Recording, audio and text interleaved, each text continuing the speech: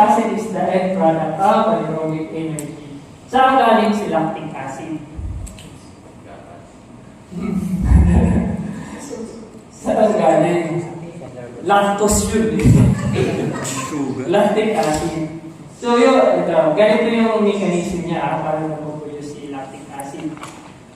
Di ba kahapon nag-discuss tayo, pag kumain ka, yung sugar nakoconvert into energy, nakoconvert, ang hindi nagagamit, nakoconvert siya sa liver into glycogen.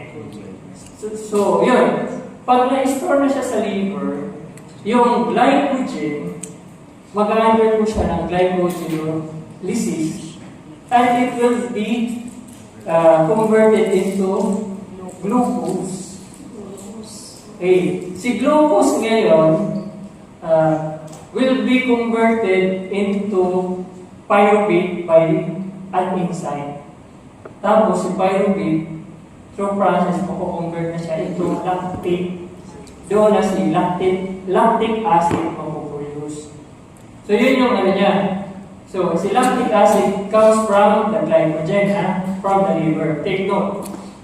Lactic acid comes from the glycogen ng liver. Kasi kailangan tandaan nyo yan. Kasi may connection siya sa stress. Okay.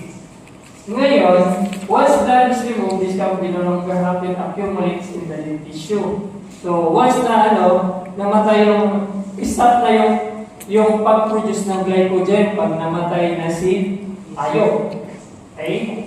So, yun. Continues to accumulate glycogen stored in muscle has been exhausted until become pH 5.4. So, ito yung target. So, pag namatay yung ayo, so, di ba?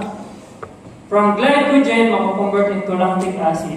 Si lactic acid ngayon, directly affect the pH. The pH level of the carcass. So yung pH level ng carcass, kailangan umabot siya ng 5.4 at specified period of time. Merong average time, 5 to 8 hours, kung tama yung record ko. It takes 5 to 8 hours. Before, na-produce si lactic acid, na bababa yung pH. Tapos after a few hours, aakyat uli yung pH. Paakyat na. So, ngayon, lowering the pH muscle due to accumulation of lactic acid is one of the most postmortem changes. So, abnormal pH decline, core muscle is represented by slow drop. 5.6 to 5.7 within 5 to 8 hours. In 5 to 8 hours. So, dahan-dahan siya bababa. Kung sapat yung glycogen, di ba? Kung sakto yung glycogen, siyempre, bababa yung pH. Pero what happened kung kulang? What happened kung sobra? So, kung sobra yung pH, anong mangyayari? Maasim. Hindi siya ma-hit yung 5 to 8 hours. Mabilis. Bababa. Pagdaan po ang pH. Ay ang glycogen. Mabilis siya bababa. So, 30 minutes, mga gano'n lang, diretso na siya, mabubulusok. Pababa. So, yan. Pag kulang naman, hindi siya bababa yung pH. Hindi siya okay. So, pH decline faster at higher temperature. So, take note din take note na it's the glycogen level at the temperature na nakaka-apekto para bumaba ang pH. So, a combination of high temperature and a combination of glycogen level or lactic acid na lang. Lactic acid mabilis bumaba. So, nakukuha ba ba? Or ano na? Tumbling na. So, ito. So, paano nagkakaroon ng PSA? Ngayon, 5.5 is ready reach within 30 to 60. Ano yung normal? Ilang oras dapat bumaba? 5 to 8 hours. 5 to 8 hours. Diba? 5 to 8 hours. Pag PSA, nagiging 30 to 60 minutes lang. 1 hour lang nasa baba na. So, ano yung nangyayari? Actually, si PSA nangyayari sa baboy. Yung PSA is the result of short-term stress.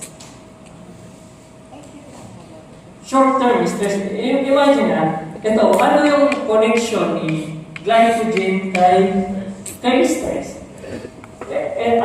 Pag makulit ka, nung bata ka pa, ano ang isirig sa iyong mga pagkanak? You are full of, saan galing yung energy? Kay glycogen, di ba? So, pag nag-intake ka ng sugar, more of energy ka. But kung kulang ka na ng sugar intake, yung reserve glycogen mo yung gagamitin.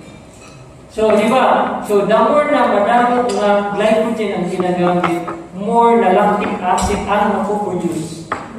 So, when the animal is stressed, nag-accumulate yung lactic acid na sobrang dami.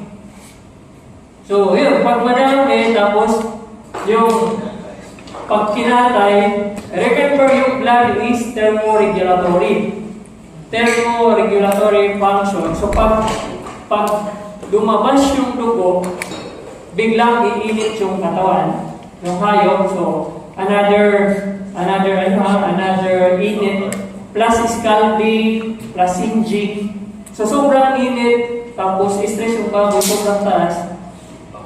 Sobrang mabilis bumaba. So, yun yung PSA.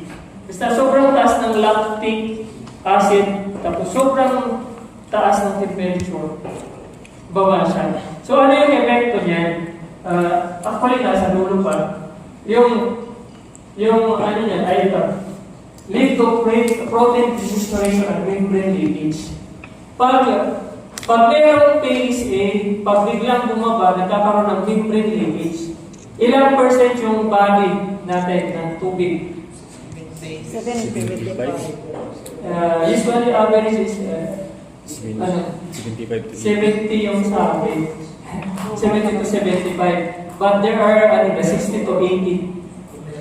Yun yung yun yung sinasabi nila. Since our body is purely water, or more or less, mga ilang percent ba yun? So, sabihin na natin 70% water. So, mayroon siyang membrane leakage. Ibig sabihin, yung holding capacity ng cells, since mababa masyado yung